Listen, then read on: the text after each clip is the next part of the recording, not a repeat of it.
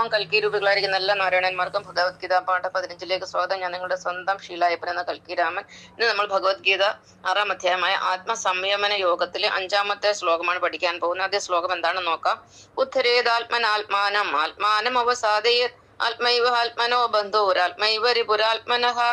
വളരെ പ്രാധാന്യമുള്ള ഒരു ശ്ലോകമാണിത്. ഇതിന്റെ അർത്ഥം ഇതാണ്. ഭഗവാൻ നമ്മളോട് പറഞ്ഞതാണ്, നമ്മൾ നമ്മളെ സ്വയം സംസാരത്തിൽ നിന്ന് ഉദ്ധരിക്കണം. നമ്മളെ ഉയർത്തേണ്ടത് നമ്മുടെ തന്നെ ആവശ്യമാണ്. നമ്മൾ സ്വയം അത് ചെയ്യണം. അതുപോലെ നമ്മൾ നമ്മളെ നശിപ്പിക്കരുത്, നമ്മളെ അധപ്പതിപ്പിക്കരുത് എന്നാണ് ഭഗവാൻ പറയുന്നത്.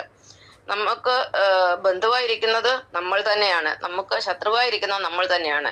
ഇതിൽ നമ്മളൊരു കാര്യം മനസ്സിലാക്കാം. നമ്മൾക്ക് രാമൻ വേണമെങ്കിലാകാം, രാവണൻ വേണമെങ്കിലാകാം. രാമനും രാവണനും ആകാൻ നമുക്ക് പറ്റും. നന്മ ചെയ്താൽ നമ്മൾ രാമനാകും, തിന്മ ചെയ്താൽ നമ്മൾ രാവണനാകും. അപ്പൊ നമ്മളെ നശിപ്പിക്കാനും നമുക്ക് കഴിയും, നമ്മളെ നന്നാക്കാനും നമുക്ക് കഴിയുന്നതാണ്. അപ്പൊ നമ്മുടെ എല്ലാ നന്മയ്ക്കും തിന്മയ്ക്കും എല്ലാം കാരണം നമ്മൾ തന്നെ എന്നാണ് ഭഗവാൻ നമ്മളോട് പറയുന്നത്. അപ്പൊ നമ്മളൊരു ദുഷിച്ച കൂട്ടുകെട്ടിൽപ്പെട്ട് കഴിഞ്ഞാൽ പല ദുഷിച്ച സ്വഭാവങ്ങളും നമ്മളിലേക്ക് വന്നു ചേരും. അത് കാരണം നമ്മൾ നശിച്ചു പോകാൻ സാധ്യതയുണ്ട്, നമ്മൾ നശിച്ചു പോകും. അതേപോലെ നല്ലൊരു കൂട്ടുകെട്ടിൽ നമ്മൾ പെടുകയാണ്. അപ്പൊ നമുക്ക് ജീവിതത്തിൽ ധാരാളം ഉയർച്ച ഉണ്ടാകും. അപ്പൊ ഇത് രണ്ടിനും കാരണഭൂതരായി തരുന്നത് നമ്മൾ തന്നെയാണ്. അപ്പൊ നമ്മൾ നമ്മളെ ഉദ്ധരിക്കണം, നമ്മളെ ഒരിക്കലും നമ്മൾ നശിപ്പിക്കരുത്. നമ്മളുടെ ബന്ധവും നമ്മൾ തന്നെയാണ്, നമ്മുടെ ശത്രുവും നമ്മൾ തന്നെയാണ്. ഈ ശ്ലോകം ഇതാണ് നമ്മളെ പഠിപ്പിക്കുന്നത്. നമുക്ക് ഒരു ശ്ലോകം കൂടി നോക്കാം. ഇതേ അധ്യായത്തിലെ 29-ാമത്തെ ശ്ലോകം. സർവഭൂതസ്ഥമാത്മാന സർവഭൂതാത്മനി ഈക്ഷതേ യോഗയുക്താത്മാ സർവത്ര സമദർശനഃ.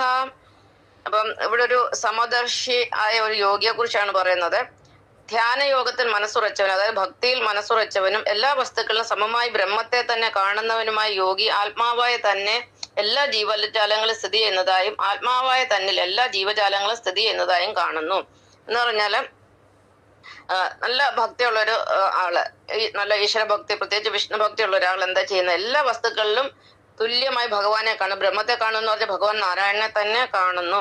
എന്നിട്ട് എന്ത് ചെയ്യുന്നത്? ആത്മാവായ നമ്മളെ മറ്റു ജീവജാലങ്ങളിലും മറ്റു ജീവജാലങ്ങളുടെ ആ ആത്മാവിനെ നമ്മളിലും കാണുന്നു. പറഞ്ഞാൽ ഇപ്പൊ ഞാൻ എന്നെ തന്നെ നിങ്ങളിൽ കാണുന്നു, നിങ്ങളെല്ലാം ഇരിക്കുന്ന ഞാൻ തന്നെയാണെന്നുള്ള ഒരു ബോധം എനിക്കുണ്ട്. അതുപോലെ തന്നെ നിങ്ങളെല്ലാം എന്നിലും ഇരിക്കുന്നു.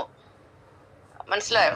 അപ്പൊ ഒരു യോഗിക്ക് മാത്രം, അല്ലെങ്കിൽ സമദർശിയായ അല്ലെങ്കിൽ ആത്മദർശിയായ ഒരു യോഗിക്ക് മാത്രമേ അങ്ങനെ കാണാൻ സാധിക്കുള്ളൂ. അപ്പൊ നമ്മൾ തന്നെയാണ് എല്ലാവരിലും ഇരിക്കുന്നുള്ള ബോധം മനസ്സിലായത്. ഭഗവാൻ തന്നെയാണ് എല്ലാവരിലും ഇരിക്കുന്നുള്ള ബോധം നമുക്ക് ഉണ്ടാകും.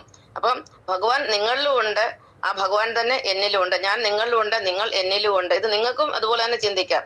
അപ്പൊ എല്ലാവരിലും എല്ലാം ഉണ്ട് എന്നാണ് സമദർശിയായ ഒരു യോഗി മനസ്സിലാക്കുന്നത്. അങ്ങനെയാണ് എല്ലാവരെയും കാണുന്നത്. എല്ലാവരിലും ഭഗവാനെ കാണുന്ന ആള് തന്നെയാണ് യോഗി. നന്ദി, നമസ്കാരം.